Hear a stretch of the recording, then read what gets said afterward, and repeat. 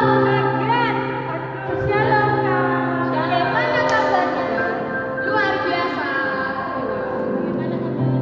Luar biasa dong, fantastis. Kakak yang lain gimana Kak? Fantastis. Mantap. Nah guys, sebelum kita masuk dalam ibadah, mari kita menyanyikan lagu Mars Gerakan Pemuda. Untuk itu mari kita bangkit berdiri.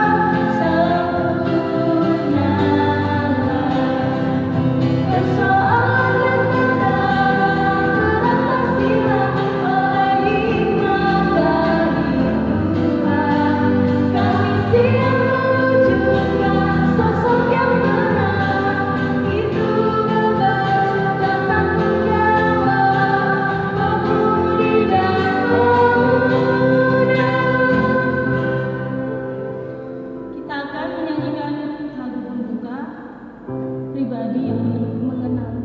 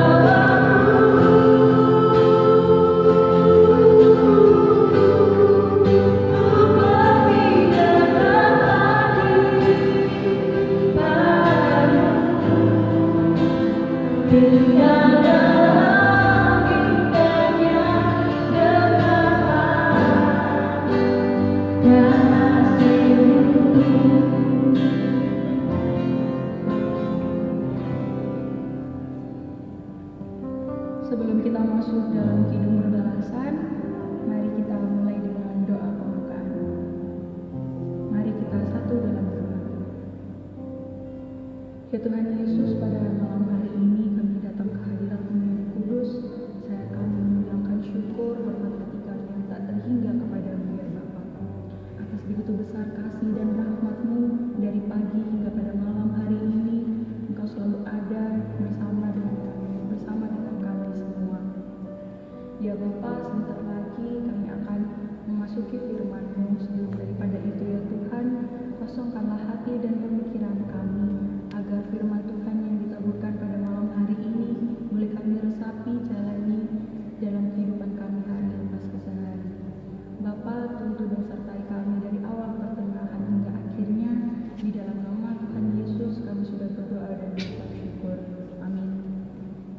Kidung berbalasan terambil dari Mazmur pasalnya yang ke-40 ayat ke-5 dan ayatnya yang ke-6.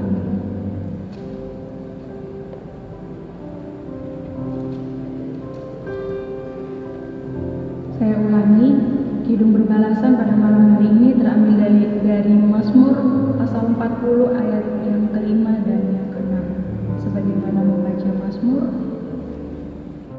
Mazmur pasal 40 ayatnya yang kelima dan ayatnya yang keenam. Sebagaimana membaca Mazmur.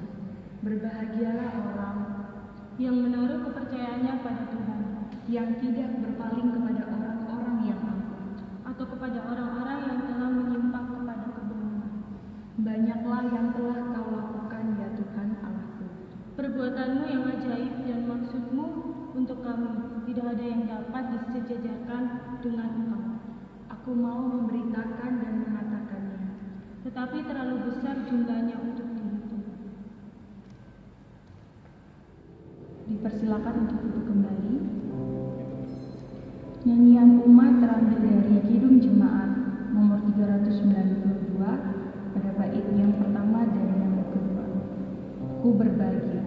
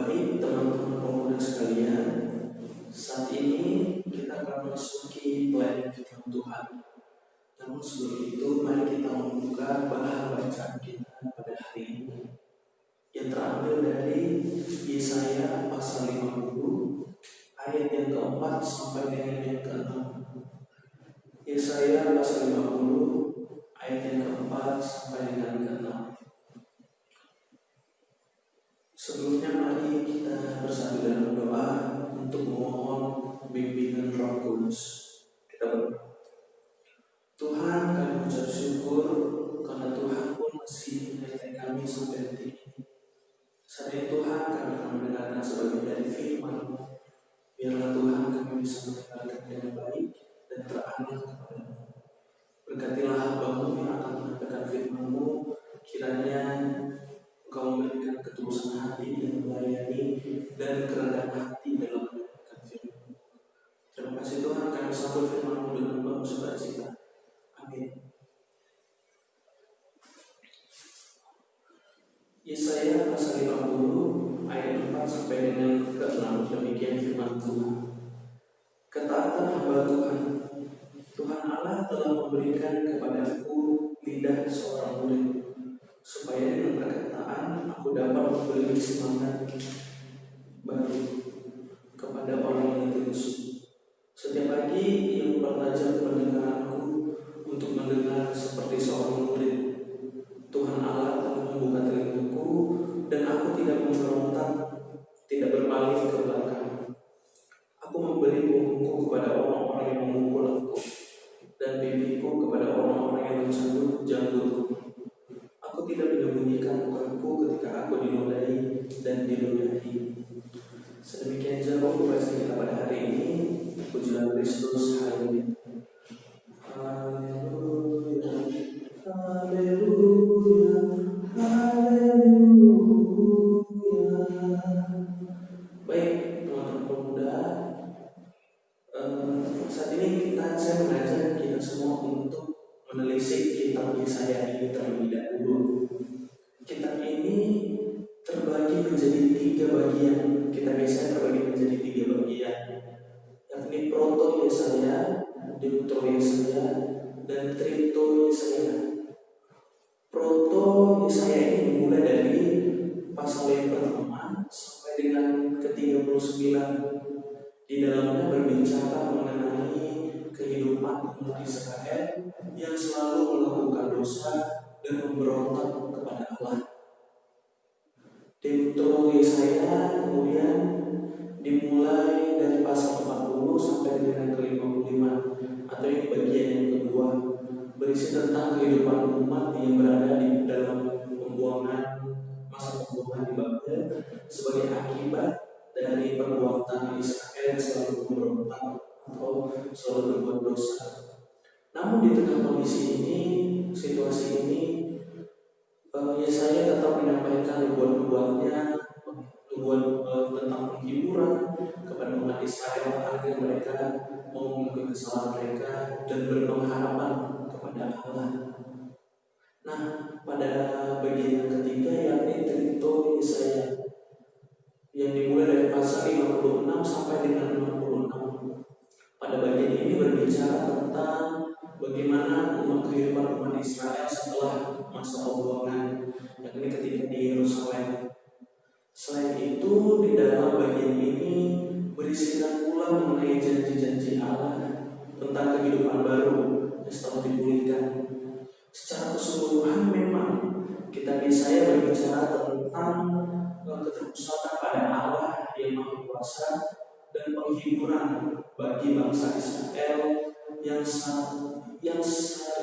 sedang mengalami masa pembuangan pada waktu itu.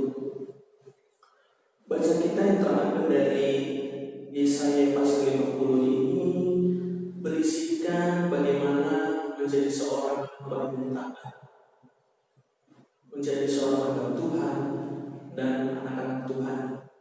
Kitab Yesaya pada umumnya memang berisikan tentang penghiburan bagi umat Israel dalam pembuangan di Babel pada waktu itu. Penghiburan di sini dapat diartikan sebagai masa perhambaan yang telah berakhir dan Allah telah mengampuni kesalahan mereka. Nubuat-nubuat yang disampaikan inilah menunjukkan besar kekuasaan Allah dibandingkan dengan kuasa-kuasa dewa lainnya. Inilah inti daripada Deutero Yesaya tersebut. Jadi tidak salah apabila dalam kitab Yesaya terdapat nubuat-nubuat tentang akan datangnya Mesias, sang anak Daud, yakni yang kita kenal sebagai Yesus Kristus.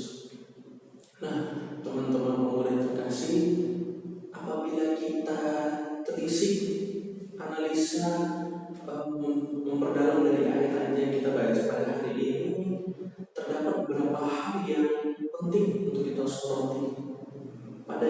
yang keempat, penulis memaparkan bagaimana menjadi seorang hamba dan peran hamba yang harus dan seharusnya dimiliki oleh seorang hamba. Lidah, dalam bahasa kita lidah seorang murid.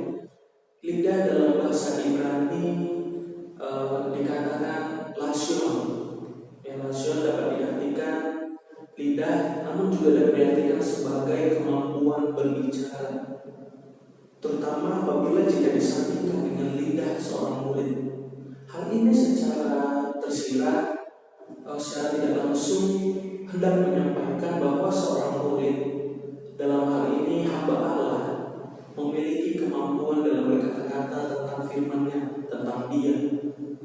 Dikaruniai lidah seorang murid dapat berarti pula diajar untuk mengatakan apa yang didengar oleh Tuhan, sehingga dapat menjadi seorang yang memberi semangat pada hati yang lesu, pada orang-orang di luar sana yang mengalami penderitaan dan juga mengalami keterpurukan. Nah, pada menjadi murid atau hamba Allah harus membawa apa yang disampaikannya kepada orang-orang di lingkungannya untuk tetap berpengharapan kepada Allah. Mengingat pada waktu itu bangsa Israel dalam masa pembuangan, sehingga Yesaya berusaha untuk memberikan kata-kata penghiburan agar bangsa Israel memiliki pengharapan dalamnya. Menjadi murid atau hamba Allah tidak hanya mampu dengan berkata-kata saja atau mengeluarkan apa yang dia dapatkan dari Tuhan, melainkan juga dia harus menerima sesuatu agar sesuatu ini menjadi kekuatan bagi dia. Dalam hal ini seorang murid atau hamba Allah mendapatkannya melalui pendengarannya terhadap firman Allah. Pada ayat yang kelima dan keenam jelas sekali penulis menegaskan tentang sikap yang dilakukan oleh seorang hamba, yakni untuk menjadi pendengar yang baik dan tidak memberontak terhadap apa yang didengar olehnya sekalipun apa yang didengarnya menyakitkan hatinya, namun ia percaya bahwa hal ini akan menjadi kekuatan sebagai seorang murid, menjadi kekuatan dan menjadi pegangannya dalam menjalankan hidup. Tetapi mendengar saja tidak cukup, teman-teman. Kita juga harus mendengar sebagai seorang murid, mendengar, memahami, mendengar dan mengingat, mendengar seperti orang yang ingin belajar melalui apa yang didengar. Menjadi hamba Allah berarti bersedia memberi diri secara total untuk diperbaharui senantiasa oleh Allah, dan juga memberi diri untuk bersiap untuk berani menghadapi tantangan. Kesediaan memberi diri total dan sedia menghadapi tantangan adalah kunci keabsahan pelayanan seorang hamba sebagai mulut Allah. Hamba Allah tidak berhak menyuarakan suara lain selain suara Allah sendiri. Bila tidak, ia bukan lagi hamba Allah sejati, tetapi hamba palsu. Hamba sejati seperti Yesaya mengungkapkan kata-katanya melalui syair yang mengingatkan kepada Yesus Kristus sebagai hamba yang sejati. Apakah rahasianya sehingga dia dapat memberi semangat baru kepada yang letih lesu? Pertama, dia memelihara hubungan dengan Bapa di sorga. Dia telah disiplin untuk mengutamakan Allah dan mendengarkan firman Allah tiap pagi. Maka dari itu kata-kata yang diucapkannya adalah pada orang banyak bukanlah kata-katanya sendiri, tetapi kata-kata dari lidah seorang murid, seorang yang telah mendengarkan firman Tuhan, dan seorang yang telah menerima hikmat dari Allah. Kedua, dia telah menerima semua proses pembentukan yang Allah izinkan. Proses pembentukan itu berat, tetapi melaluinya dia terbentuk dengan tegar. Derita hamba Allah yang sejati adalah hamba yang taat kepada firman dan tabah menanggung derita itu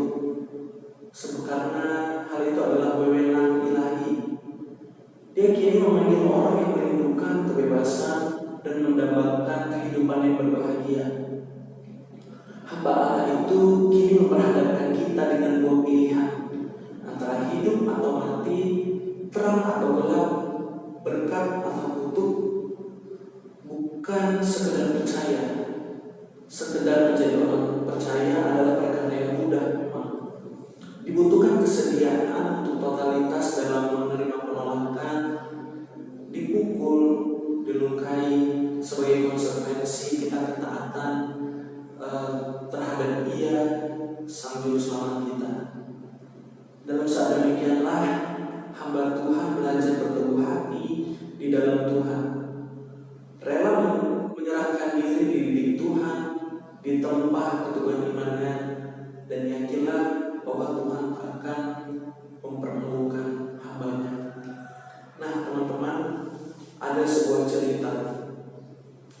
Dalam suatu tempat terdapat seorang anak dan seorang bapak di sana. Anak ini sangat senang sekali menanam buah, menanam pohon yang menghasilkan buah begitu. Satu kali dia memiliki dua bibit dan dia bingung dengan jenis pohon yang sama, buah yang sama. Dia tidak ingin menanamnya di satu tempat saja. Lalu suatu kali dia menanam di sebuah lapangan, dan yang satu lagi dia tanam di salah satu tepi sungai dekat rumah. Setelah itu bertahun-tahun dia merawatnya, menyiramnya, dan juga memberi pupuk agar memiliki buah dan kualitas pohon yang baik. Namun suatu kali dia sedang sakit dan dia tidak lupa untuk menyiram pohon-pohon tersebut. Ya, pada akhirnya salah satu pohon pun yang mati. Salah satu pohon tersebut yang ditanam di sebuah lapangan itulah yang mati.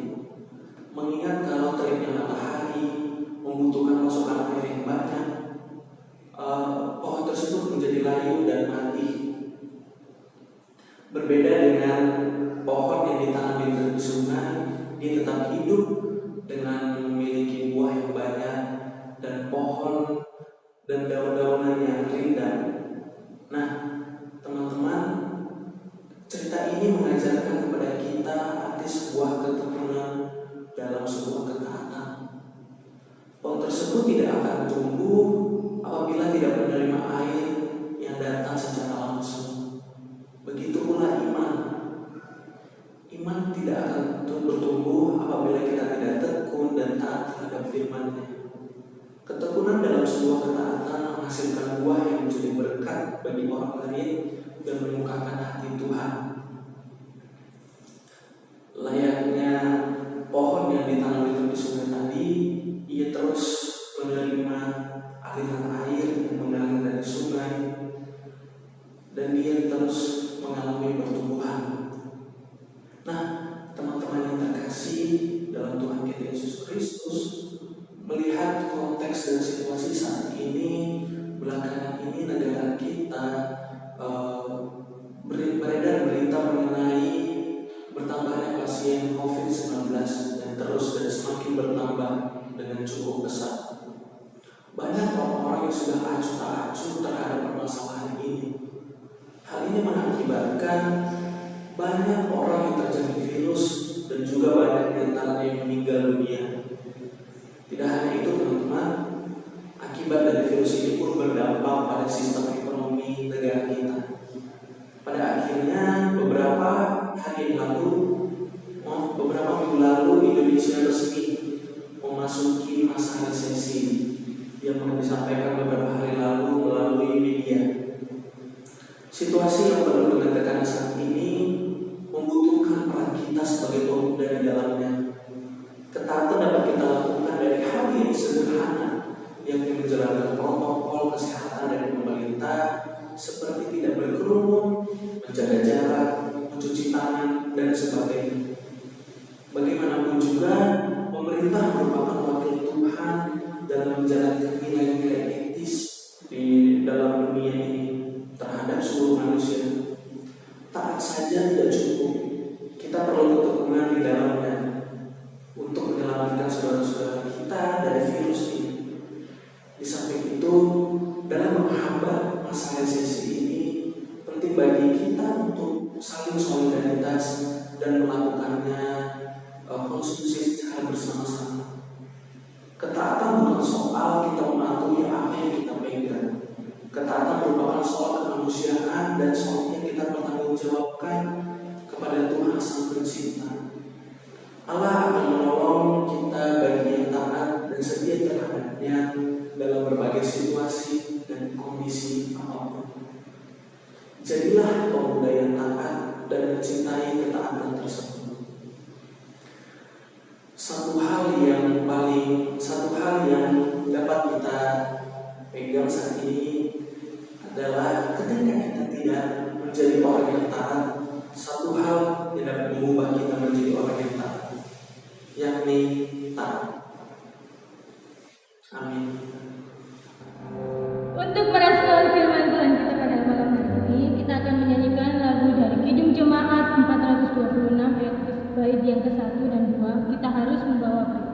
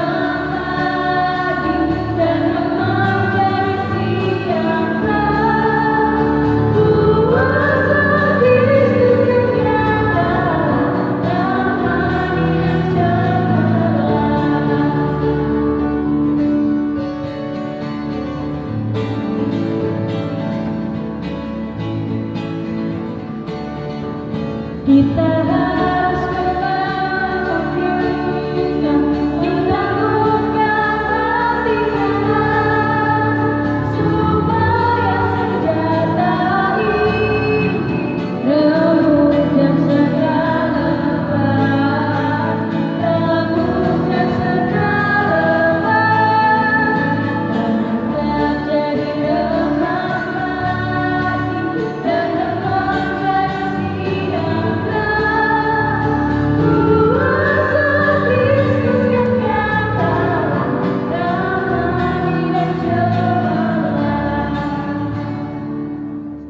Baik teman-teman pemuda sekalian, saat ini kita akan memasuki doa syafaat.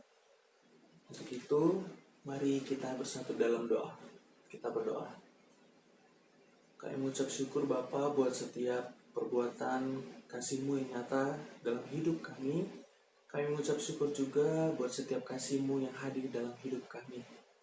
Saat ini Tuhan, kami ingin berdoa untuk dari antara kami yang saat ini mendengarkan sebagian dari firman-Mu. Biarlah kiranya apa yang kami dengarkan tidak hanya berlalu begitu saja, melainkan dapat kami aplikasikan dalam hidup kami sehari-harinya.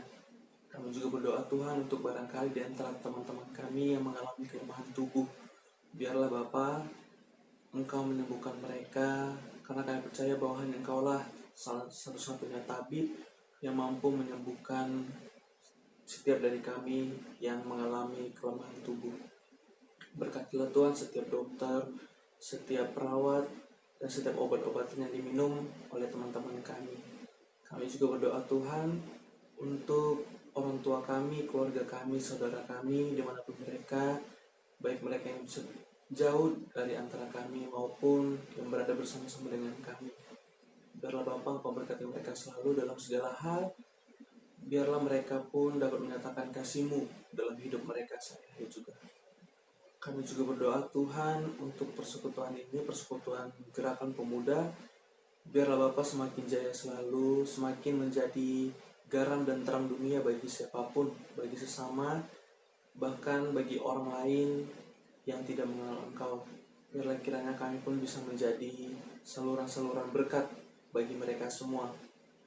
Bapak, kami juga berdoa untuk bangsa dan negara kami Indonesia. Biarlah Bapak setiap pergumulan yang ada, setiap persoalan yang dimiliki, kiranya kami meletakkannya hanya kepadamu saja. Dan biarlah setiap program yang ada, kiranya untuk memuliakan nama-Mu. Engkau berkati Tuhan, berilah kebijaksanaan dan hikmat kepada para pemerintah, kepada para pejabat dan setiap parlemen yang ada. Biarlah kiranya mereka pun memerintah dengan tulus hati dan dengan rendah hati. Terima kasih Tuhan, kami juga berdoa untuk setiap orang-orang yang saat ini mengalami terkena virus COVID-19. Biarlah Bapa Engkau berkati mereka selalu, Engkau berkati dari keluarga, bahkan saudara-saudara kami yang terkena. Berkati juga Tuhan setiap dokter dan perawat yang menangani mereka, Engkau berkati mereka, berilah mereka kesehatan, dan berilah mereka kekuatan dan penghiburan, agar mereka bisa merasakan kasih-Mu di tengah-tengah situasi yang tertekan ini. Terima kasih Tuhan, dalam nama Anakmu Yesus Kristus yang telah mengajar kami berdoa bersama. Bapa kami yang di surga, dikuduskanlah nama-Mu, datanglah kerajaan-Mu, jadilah kehendak-Mu di bumi seperti di surga. Berikanlah kami pada hari ini makanan kami yang secukupnya, dan ampunilah kami akan kesalahan kami, seperti kami juga mengampuni orang bersalah kepada kami. Dan jangan bawa kami ke dalam pencobaan, tapi lepaskanlah kami daripada yang jahat. Karena Engkau yang punya kerajaan dan kuasa dan kemuliaan sampai selama-lamanya. Amin. Sambil kita menjalankan pundi-pundi persembahan, kita akan menyanyikan lagu persembahan dari Kirim Jemaat 302 ayat yang ke-1, bait yang ke-1 dan ke-2, Kubri Persembahan.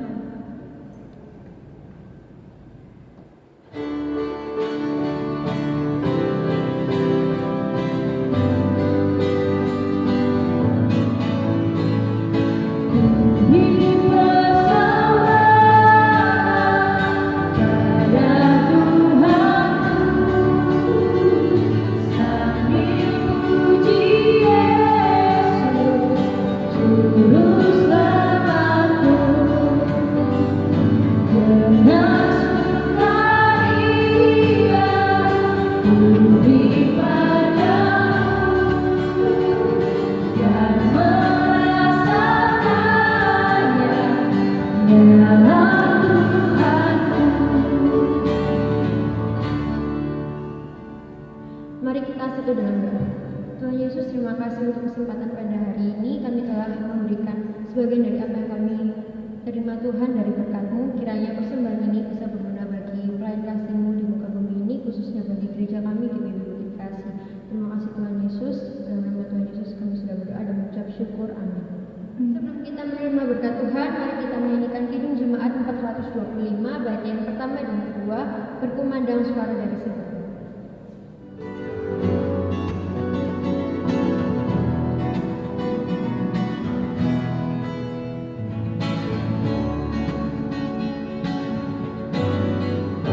Berkumandang suara dari seberang, kirimlah cahayamu.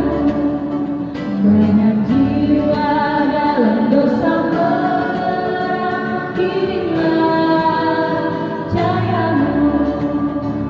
Kirimlah berita Injil, menyembah yang telah.